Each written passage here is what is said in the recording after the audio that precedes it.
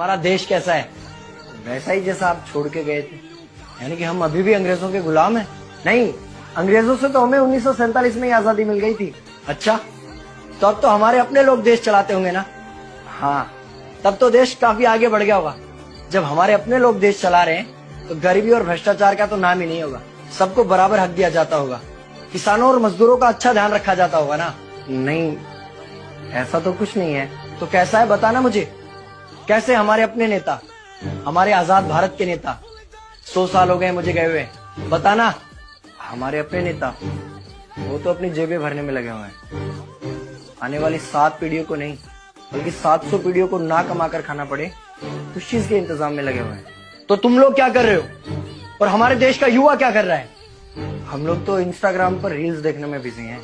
यानी कि हमारी कुर्बानी का देश के लोगों पर कोई असर नहीं पड़ा। देश के लोगों में कोई देशभक्ति नहीं, कोई देश प्रेम नहीं।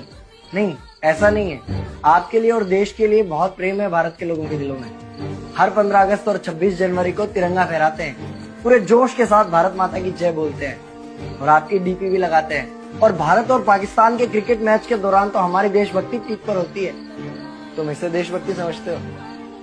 तो फिर क्या है देशभक्ति? अगर तुम्हारी देशभक्ति समाज को सुधारने में, गरीबों को अच्छी शिक्षा या बराबर का हक नहीं दिलाती तो कोई काम की नहीं है तुम्हारी देशभक्ति।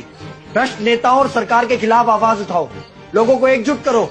लेकिन अगर हमने सरकार के खिलाफ आवाज उठाई या नेताओं से सवाल पूछे तो हमें एंटी नेशनलिस्ट कहा जाएगा या हमें गद्दार करार दे दिया जाएगा। तो डरता है। 23 साल का था मैं जब अंग्रेजों ने मुझे फांसी पर चढ़ा दिया। मुझे तो आतंकवादी कहा गया था। अगर अब नहीं जागे तो ये देश सोता रहेगा। ये सरकारें, ये नेता देश को बेच खाएंगे। इस भ्रष्ट सरकारी तंत्र से लड़ो। देश को क्रांति की जरूरत है। क्रांति यानी कि हमें हथियार उठाने होंगे, बंदूकें उठानी होंगी जैसे आपने उठाई थी। नहीं, हमारी क्रांति विचारों की थी। जब अंग्रेजी हुकूमत ने हमारी आवाज नहीं सुनी तो हमने और जोर से आवाज लगाई और अपने विचार रखे। और क्रांति केवल सत्ता को बदलने तक सीमित नहीं है, बल्कि इस भ्रष्ट अन्यायी तंत्र को जड़ से उखाड़ कर फेंकना है। पर ये होगा कैसे? अपने आसपास से शुरुआत करो। जो भी तुम्हें भ्रष्ट नजर आए उसके खिलाफ आवाज उठाओ, एक्शन लो।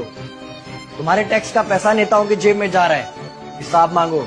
अपने वोट का सही इस्तेमाल करो, लोगों को जागरूक करो और इस देश को आजाद करवाओ। इंकलाब जिंदाबाद, इंकलाब जिंदाबाद।